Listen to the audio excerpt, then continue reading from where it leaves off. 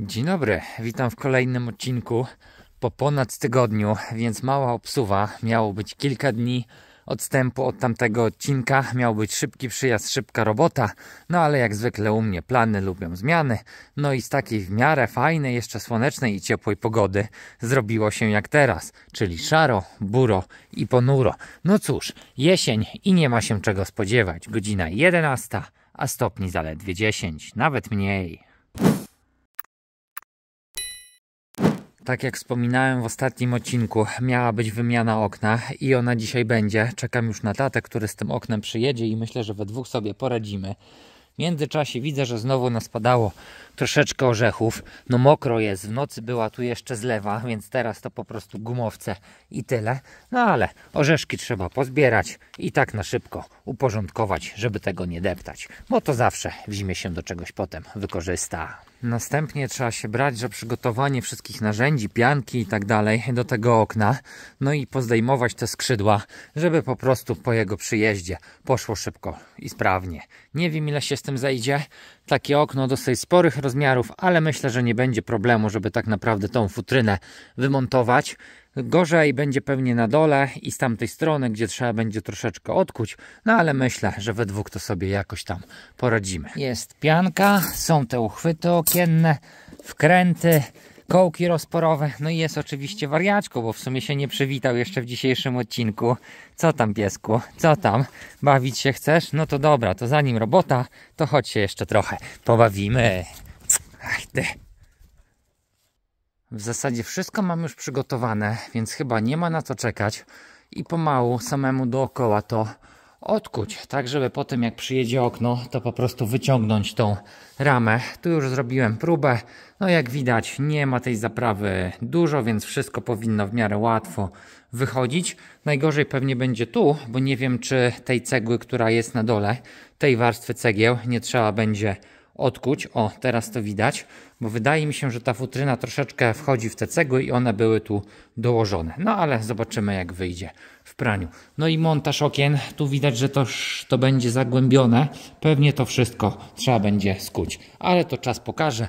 Ja się biorę teraz za obkucie tego dookoła, bo to na pewno trzeba będzie zrobić. Ledwo zacząłem wybijać tą ramę i może po 10 minutach zjawił się tata. Także jak się zjawił, to prace mocno przyspieszyły. Nagrywania już nie było, aż do teraz. I efekt, jak widać, okno siedzi. Łatwo nie było i szczerze mówiąc, to już jest kolejny dzień. Pierwszy dzień było to okno, drugi z tamtej strony, ale po kolei. To, co nas spotkało, to troszeczkę oczywiście niespodzianek, bo ile futryna z tego próchniałego okna, zaraz go pokażę, wyszła bardzo łatwo, no to potem zaczęły się schody. I jak widać, nawet cegły były w ten sposób ustawione, żeby był spadek, no ale jak się okazało, pod futryną tamtego okna po prostu nie było nic, dziura.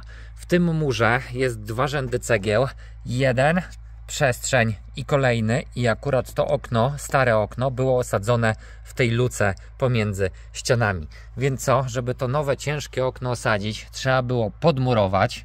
No i od tego w zasadzie zaczęliśmy. No jak widać, nawet jedna cegła taka z przypadku, no bo nie było skąd na szybko tego wziąć. No ale finalnie udało się podmurować, z godzinkę czy dwie to obeschło. No i potem zaczęliśmy osadzać okno. Dlatego nagrywania nie było, bo streszczaliśmy się jak mogliśmy. W sumie duże to jest okno i nie było tak łatwo jak myślałem. Myślałem, że pójdzie nam sprawniej i szybciej, no ale jak to zwykle bywa. Ale jak już sobie wypoziomowaliśmy to zastygło, to szło łatwiej. Wąsy montażowe, w zasadzie 3 na tą stronę, tu jest 130 cm, 2 na tą stronę, tu jest 115 cm, jeżeli chodzi o szerokość, więc w sumie 8 wąsów. 3 z tej strony, 3 z tej strony, 2 u góry, 2 u dołu. Do tego pianka niskoprężna, no w tej chwili już są powyciągane kliny i trzeba będzie jeszcze dokupić jedną piankę i pouzupełniać te miejsca po klinach. Trochę tak się nie mogę przyzwyczaić do tego okna, bo teraz ta przestrzeń w środku no jest jakaś taka całkowicie inna. No tamto okno było na 2 skrzydła przepołowione, no i wydawało się takie no klimatyczne. To znowu jest zdecydowanie większe, no i mam nadzieję, że dzięki temu będzie też więcej światła wpadało do środka. A w środku też nie było się bez problemów. No, żeby obsadzić parapet, to okazało się, że musieliśmy skuć tą starą nalewkę. Nalewka, tu znowu był beton. No i jak widać ślady, nie jest to taki tynk, jak był wszędzie indziej na ścianach. O, a to jest po prostu, nie wiem, no nalane to po prostu było. I ta nalewka wchodziła aż jak widać tu, no bo to się też niestety odkuło. No i tu jest zostawione jakieś 2 cm pod oknem, bo będę chciał wpuścić parapet wykute po prawej stronie i po lewej, tak po kilka centymetrów, żeby to osadzić. Okienko, no działa, żeby nie było.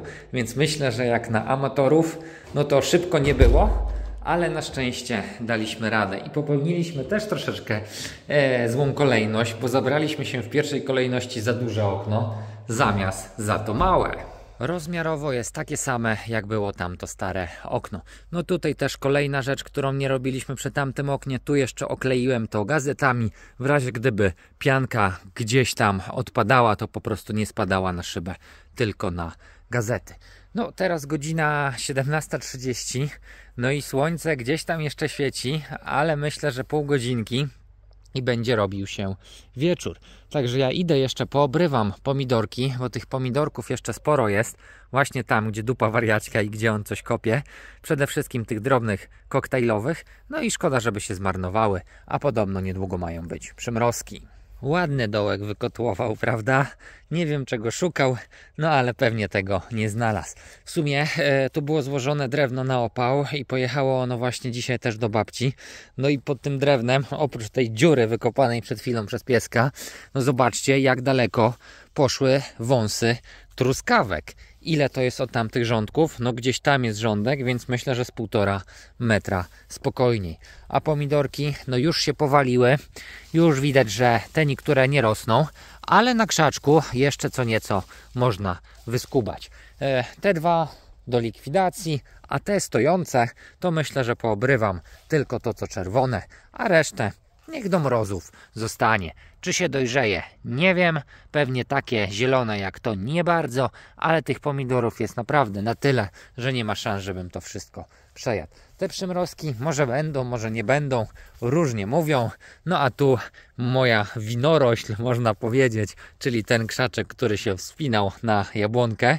No za rok myślę, że zrobię tak samo. Też mniej więcej w tym miejscu wsadzę i od razu będę go prowadził po tych drzewach. I tak z ciekawości zobaczymy, ile takich fajnych gronek i do jakiej wysokości to dojdzie.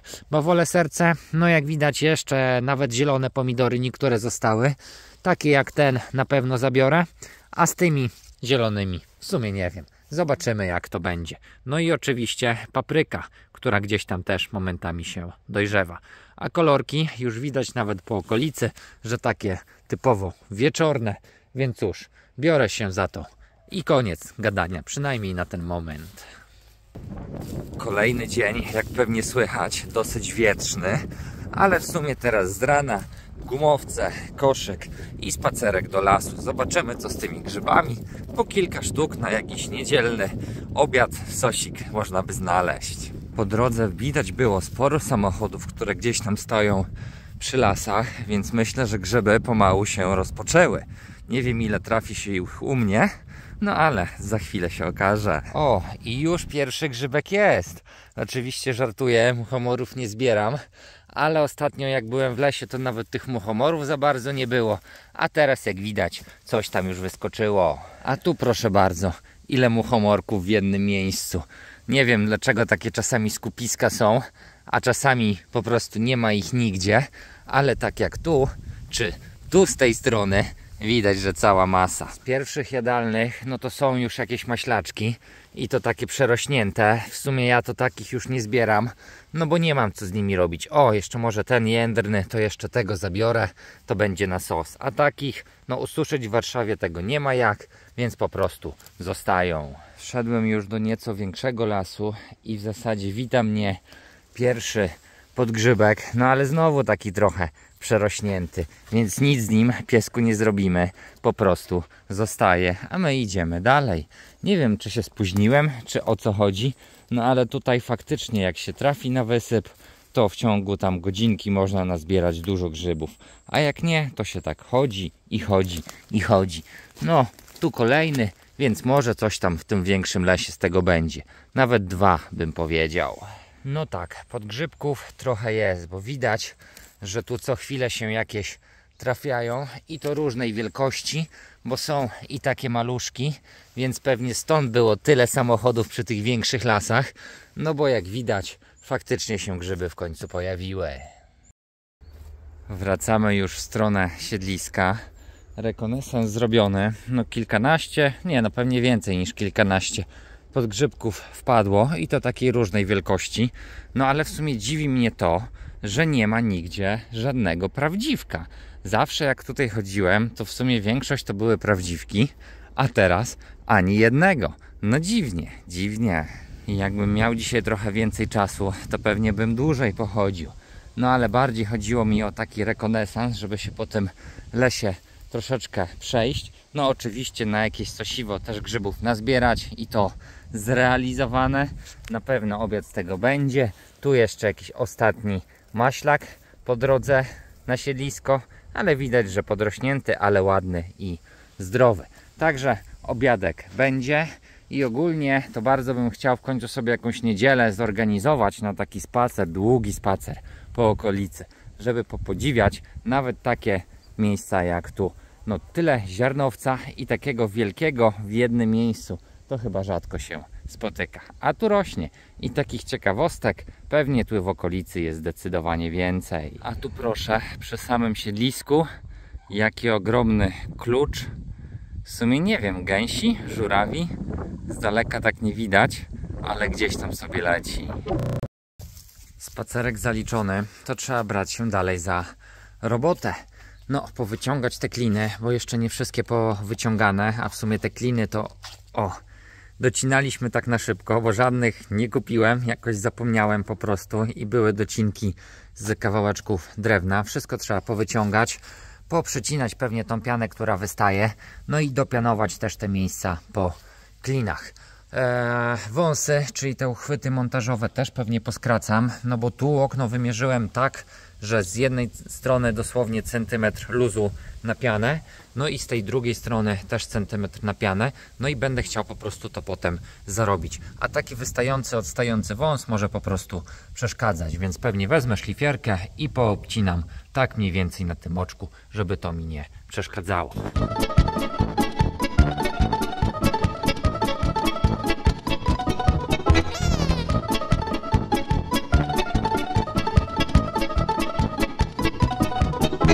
Chwyty poprzecinane, ale szczerze mówiąc, to człowiek czasami nie myśli. No przecież tnie się metal, idą iskry, a pianka no łatwo palna. I o ile tu jest, jak jest taka lita powierzchnia, to nic jej nie było, ale momentami tam, gdzie wykruszyłem ją i łamałem po to, żeby mieć lepszy dostęp do cięcia, czyli na przykład tam u góry, no to jak poszła iskra, to zaczęło mi się topić i była szybka akcja gaśnicza. Zalałem tą wodą, na szczęście bez większych szkód, bo aby zobaczyłem, że gdzieś tam iskierka poszła, to po prostu od razu poszła woda. No okej, no udało się to poprzecinać, ale nie był to najmądrzejszy pomysł. Ważne, że się udało i tyle. Lecimy dalej.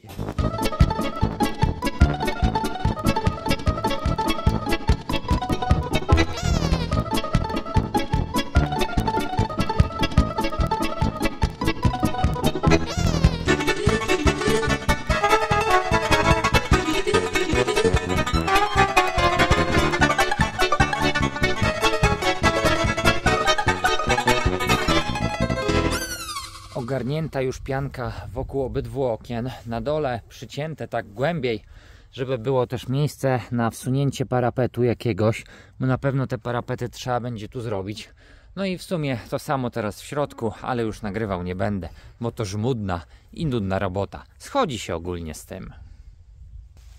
Oho, a na dworze ni stąd, ni zowąd jakaś chmurka, no niby nieduża, nie ciemna, a deszczyk zaczął padać. No trochę słabo, bo chciałem się zabrać za zrobienie tu spadku, żeby następnym razem mieć już powierzchnię do osadzenia parapetu. No ale jeżeli ten deszczyk kapie, to tego nie będę robił, nie będę moknął. Chyba po prostu przerwa na obiad i może za chwilę przestanie. A dziś na obiad taki gotowiec. Makłowicza w zasadzie kojarzę z telewizji od samego dzieciństwa.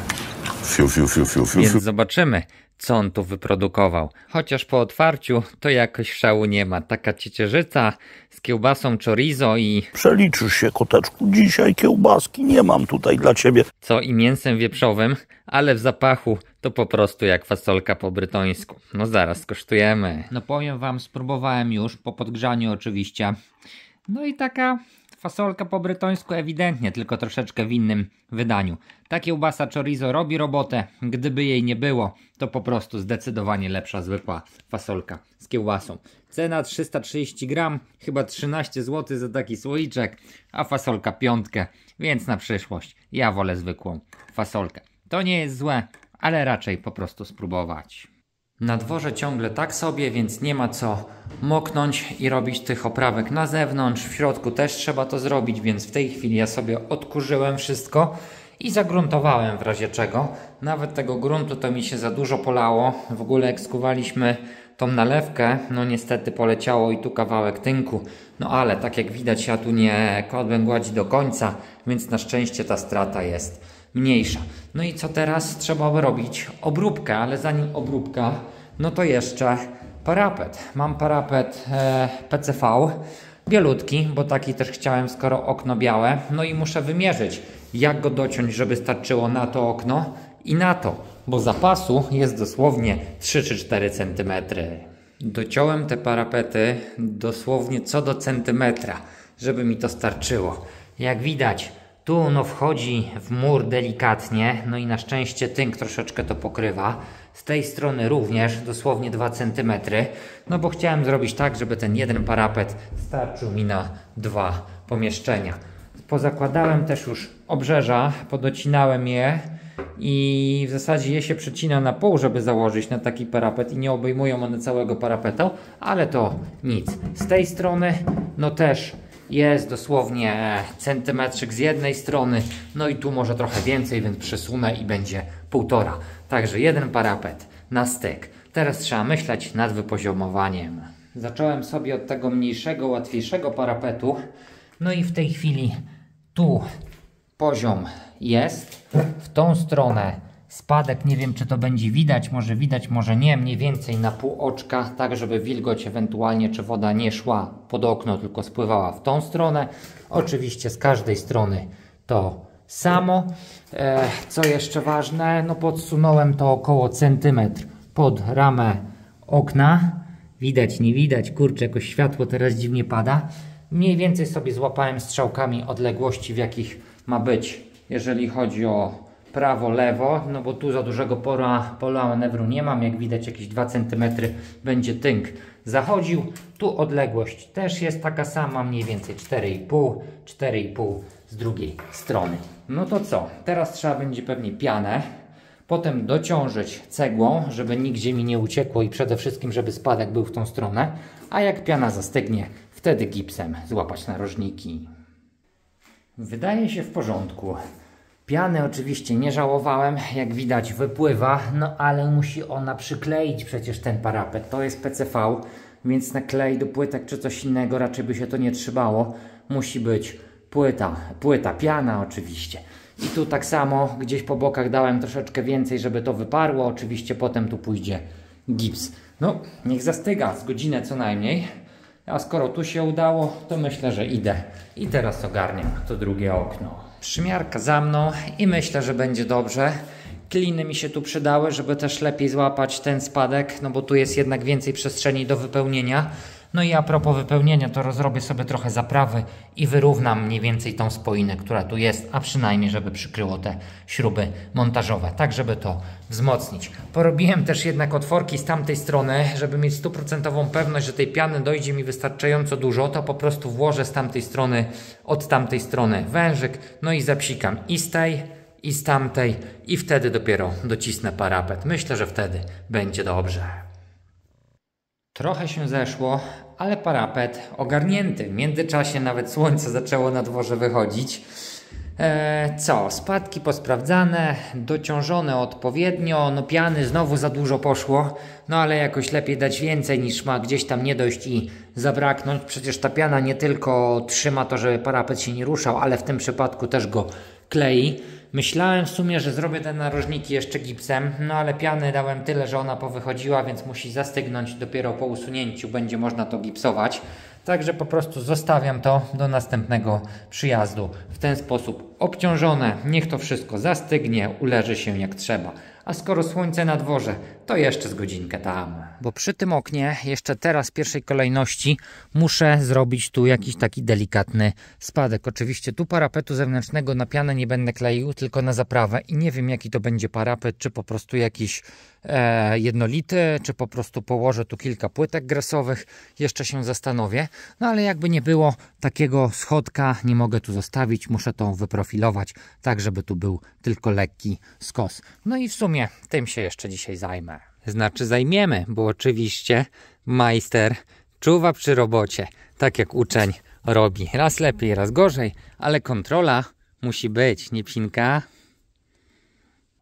Pierwsze co to wmurowałem troszeczkę tego gruzu, który wypadł. Jakieś odpadki, kawałki cegieł i pokruszoną grubszą zaprawę. No i teraz jak widać szalunek taki na szybko. Rozrobione troszeczkę rzadsze, ale znowu z większą ilością cementu, po to, żeby to teraz zalać, gdzieś tam sobie sprofilować troszeczkę w dół, taki, żeby od razu był potem spadek. No i mam nadzieję, że to przez kilka dni ładnie zastygnie. Szalunek, na początku myślałem deskę przykręcić, ale nie ma sensu, to się też ładnie trzyma. Dobra, lejemy. Normalnie, idealnie. Z ilością zaprawy, którą tu wylałem, wymierzyłem na styk. Równiutko mi wyszło, tak jak chciałem.